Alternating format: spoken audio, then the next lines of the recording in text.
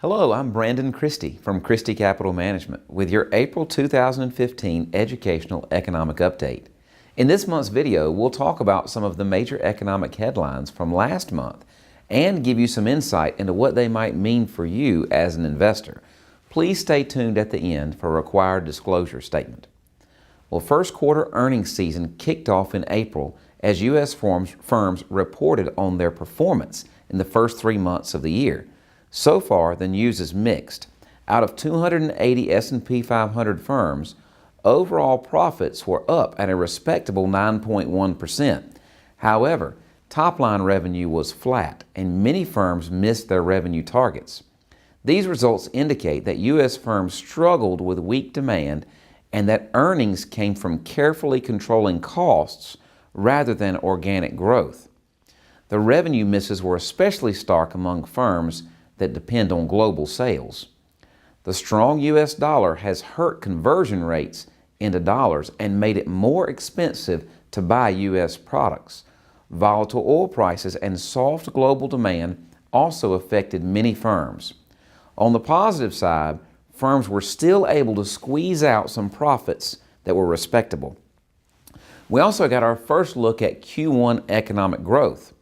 The advanced estimate of gross domestic product shows that the economy basically ground to a halt in the first quarter, growing just 0.2%. Though this early report is based on incomplete data, we can see that exports plunged, businesses slashed investments, and consumers held onto their wallets for dear life. How much of this weakness is still with us in the second quarter? Well, that's the big question that economists need to answer. So far, we know that consumer spending edged upward in March and the wages increased in the first quarter, giving Americans more money to spend.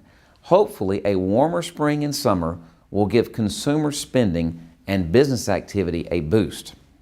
Well, last month's Federal Reserve Open Market Committee meeting was also a major event. Investors watched the meeting closely to see if the Fed would offer any more guidance about future interest rate hikes. Instead, the Fed completely removed all calendar references from official statements, indicating that a mid-June raise is very unlikely. The takeaway for investors is that the Fed is being very sensitive to the economy and the financial markets and isn't ready to commit to interest rate hikes yet. This is good news because it shows that the Fed is being very cautious and won't make any sudden moves. In the weeks ahead, investors will be thinking hard about whether first quarter weaknesses will continue into the second quarter. While some of that can be attributed to seasonal winter factors that have faded with warmer weather, currency issues and oil price volatility may still be with us. As always, we're keeping a close eye on the economic environment and will let you know when circumstances warrant any changes to client strategies. Well, that's all for the April Educational Economic Update. As always, if you have any questions or concerns about what we've discussed, please give our office a call. And here are some upcoming events that we'd like for you to know about. On May 19th at 10 a.m., Retirement Benefits Institute will hold a 45-minute webinar titled Retirement Withdrawal Strategies. In the webinar, we will discuss how to avoid TSP withdrawal pitfalls. We'll also discuss how your TSP savings represent an income plan in retirement and much more. We hope you're able to take advantage of this informative webinar. Registration information is shown at the bottom of the screen.